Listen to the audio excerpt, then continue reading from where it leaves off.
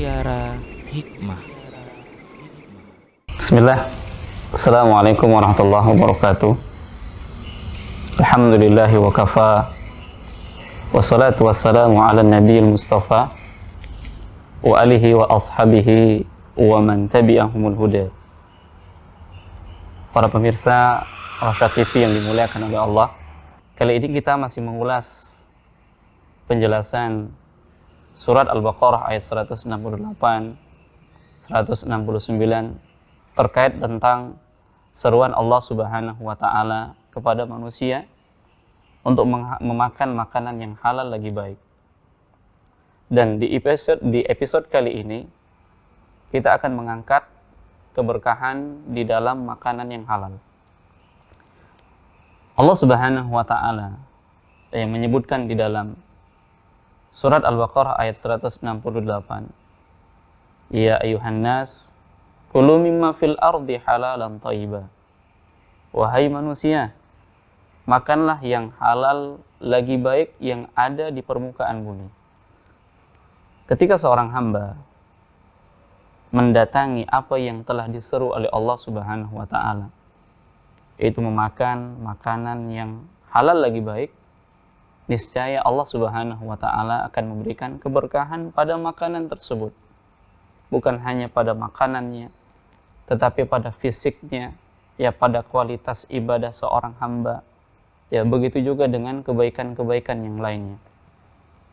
Sebenarnya apa saja yang Allah Subhanahu wa taala siapkan bagi orang-orang yang memang ikut menjawab seruan Allah Subhanahu wa taala, mendatangi perkara yang memang dihalalkan oleh Allah Subhanahu wa taala dari makanan yang haram. Yang pertama, orang-orang yang senantiasa menjaga makanannya dari makanan-makanan yang halal, maka Allah Subhanahu wa taala akan menjadikan jiwanya menjadi lebih baik. Jiwanya menjadi lebih bersih.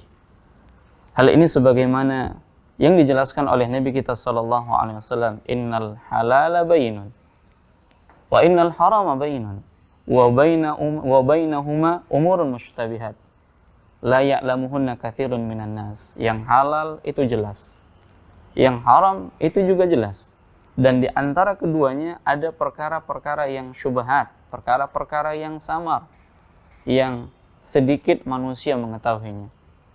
Kemudian pada hadis tersebut Nabi SAW mengatakan, ala wa inna fil jasadi mudghah idza salahat salahal jasadu kullu wa idza fasadat fasadal jasadu kullu ala wahyal qalbu. Ketahuilah, pada jasad seorang hamba itu ada segumpal daging. Apabila daging ini baik, maka baiklah seluruh jasadnya. Namun apabila daging ini rusak, maka rusaklah seluruh jasadnya. Apa dia? Yaitu hati. Hati yang senantiasa dijaga dengan mengkonsumsi sesuatu yang memang Allah halalkan, maka hati ini akan menjadi baik. Dan ketika hati ini baik, maka akan menggerakkan seluruh anggota tubuhnya yang lain untuk melaksanakan apa yang memang diperintahkan oleh Allah Subhanahu wa taala dan menjauhi apa yang dilarang oleh Allah Subhanahu wa taala, karena hati ini akan menolak. Karena hati ini akan menolak mendatangi sesuatu yang memang dilarang oleh Allah Subhanahu wa taala. Ini keberkahan yang pertama. Keberkahan yang Allah Subhanahu wa taala berikan kepada orang-orang yang senantiasa menjaga makanan yang halal, mendatangi apa yang Allah Subhanahu wa taala halalkan.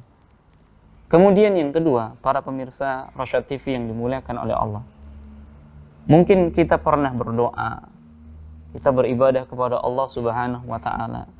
Namun pada saat kita berdoa, berulang-ulang kita berdoa kepada Allah Subhanahu wa taala, namun kita tidak melihat tanda-tanda doa kita dikabulkan oleh Allah Subhanahu wa taala.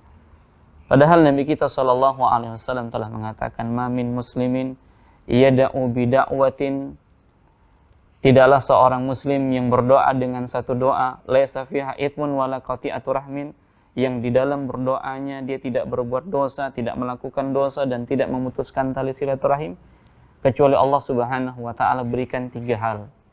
Yang pertama, Allah Subhanahu wa taala akan kabulkan doanya langsung, atau Allah jadikan tabungan pada hari kiamat kelak, atau Allah jadikan doanya itu ya dipalingkan keburukan dari semisal doa yang dia panjatkan kepada Allah Subhanahu wa taala. Namun ternyata doanya tidak tampak dikabulkan oleh Allah.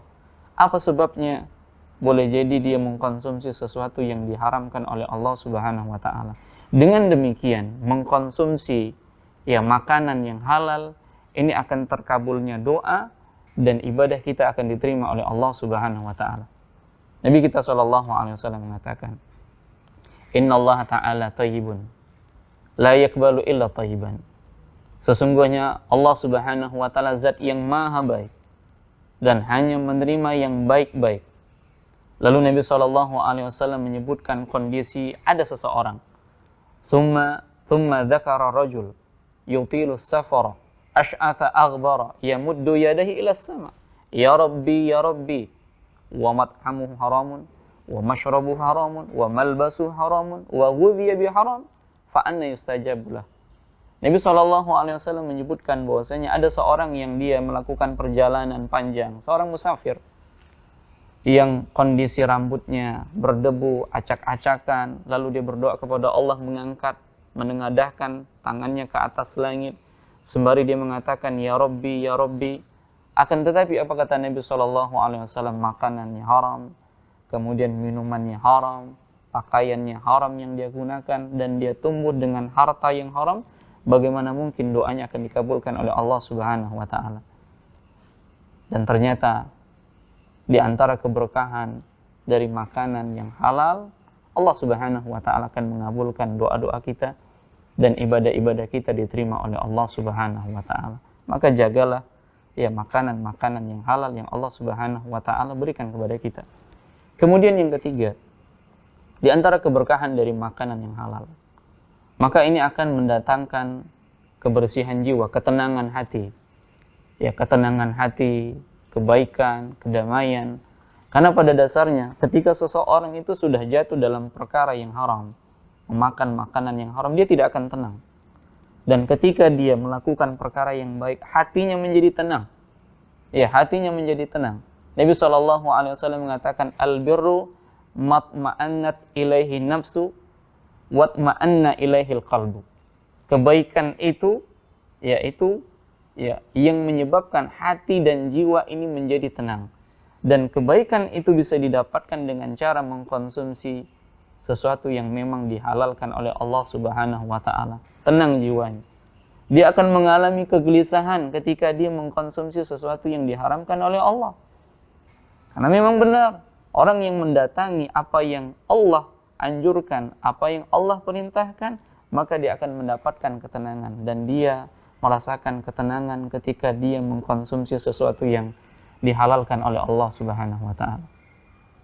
Kemudian di antara keberkahan yang Allah Subhanahu wa taala berikan kepada orang-orang yang senantiasa menjaga makanan dari makanan yang halal, Allah Subhanahu wa taala akan menjaga keturunannya. Allah Subhanahu wa taala akan menjaga keturunannya. Setiap keluarga yang memperhatikan makanan yang dia makan dan makanan yang akan diberikan kepada keluarganya, anak dan istrinya, ini akan mempengaruhi kesolehan seorang kepala rumah tangga, kesolehan seorang bapak. Dengan cara menjaga makanan-makanan yang halal, ini akan mempengaruhi kesolehan anak-anaknya. Allah Subhanahu wa taala akan menjaga anak-anaknya, Allah akan menjaga keturunan-keturunannya. Maka cukuplah Allah Subhanahu wa taala menjelaskan di dalam surat Al-Kahfi perjalanan Nabi Musa dan Nabi Khidir bertemu dengan dua orang anak yatim, dan ternyata kedua orang tuanya soleh. Tentunya ciri-ciri di antara orang-orang soleh adalah menjaga makanan. Ketika dia menjaga makanan dan dia tidak ingin memasukkan makanannya itu ke dalam tubuhnya dari harta yang haram, dari makanan yang haram, maka Allah jaga dirinya dan Allah jaga keturunannya. Allah Subhanahu wa taala akan menjaga keturunannya. Al-Imam Ibnul Munkadir mengatakan, seseorang yang menjaga makanan-makanan yang halal, yaitu kepala keluarganya, maka Allah Subhanahu wa taala akan menjaga keturunannya, agamanya, akhlaknya. Ketika kita ingin keluarga kita generasi kita, anak-anak kita dijaga oleh Allah Subhanahu wa taala, maka kepala keluarga hendaknya menjaga makanan-makanan yang halal. Baik halal mendapatkannya maupun zat itu halal. Ya, baik halal mendapatkannya maupun zat itu halal. Itulah yang kita konsumsi dan itu akan mendatangkan keberkahan kepada kita. Allah akan menjaga anak-anak dan keturunan kita. Semoga Allah Subhanahu wa taala menjaga kita, menjaga kaum muslimin, ya, menjaga diri kita dari hal-hal yang diharamkan oleh Allah Subhanahu wa taala, mendatangi sesuatu yang memang dihalalkan oleh Allah Subhanahu wa taala. Allahumma kfina bihalalika an haramika wa aghnina bifadlika amman siwaka. Ya Allah, cukupkanlah kami dengan apa yang Engkau halalkan dari yang diharamkan, dan cukupkanlah kami, ya, bergantung kepada karunia-Mu dan tidak bergantung kepada selain-Mu. Wa sallallahu ala nabiyina Muhammad wa ala alihi wa sahbihi wa barik wasallim. Assalamualaikum warahmatullahi wabarakatuh.